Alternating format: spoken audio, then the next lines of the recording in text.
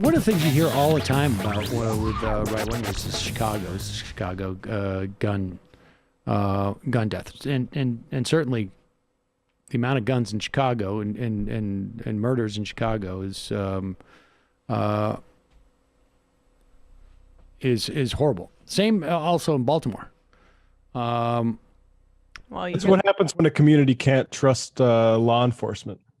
Well, it's also a function of like, why are there so many guns in these places, as opposed to like, you know. Well, I'm saying that's why it's like the Hayes goes into this in Colony in a Nation, but it's also the dynamic you see in drug cartels, right? Like when the police just aren't really a force other than an occupier there. You can't have people just go to anyone to solve problems. People turn to their own, Wild West type of solutions. Right. And why is it so easy is the point. Well, for them to get guns in these places that supposedly have gun laws. Well, as you know, you can travel between states. And really? Yes. And so here is Pamela Brown interviewing James Comer. He is the Republican congressman from Kentucky's 1st District. Disturbingly sounds like James Comey. He might be part of the deep state. Just a new iteration, but just be careful. Something to think about. And this is apparently something that he's never even contemplated when it comes to gun violence. Over actual lives, prioritizing the right to buy a deadly weapon over life, liberty, and the pursuit of happiness that we were all guaranteed. What about the right to not be shot? Well, we've got laws on the books to make it illegal to shoot someone.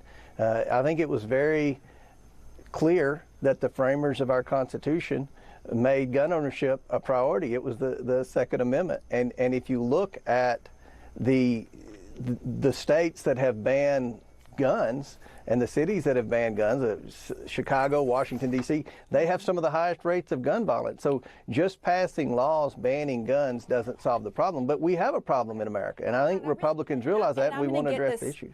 Okay, I'm sorry, I don't mean to interrupt, but it's sometimes different points are made, and I just want to make sure that we look at the numbers and facts when you say something. But I did look at the numbers for crimes in cities and states with strict gun laws, and I saw what you had said repeatedly, but nearly 2/3 of crime guns recovered in states with strong gun laws were originally sold in states with weak gun laws. So if gun laws don't matter, why are criminals going to states with weaker gun laws, bringing that gun back to a state with a stronger gun laws and committing crimes?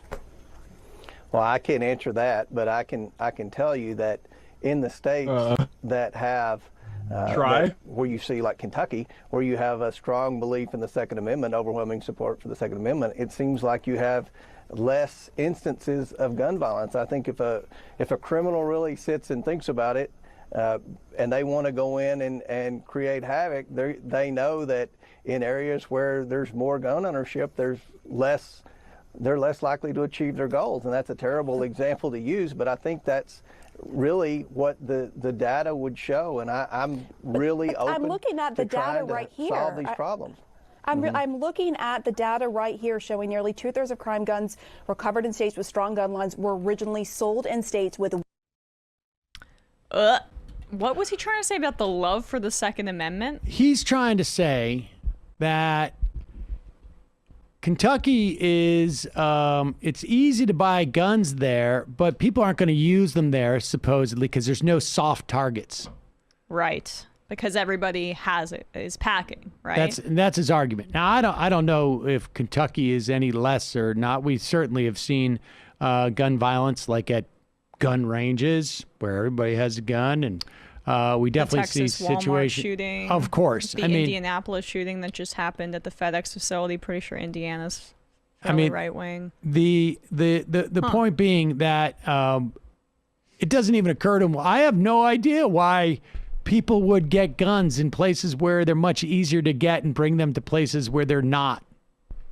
He really sputtered there. That's, good for her. She did a good job in questioning him there. Yeah. That was Pamela good. Brown.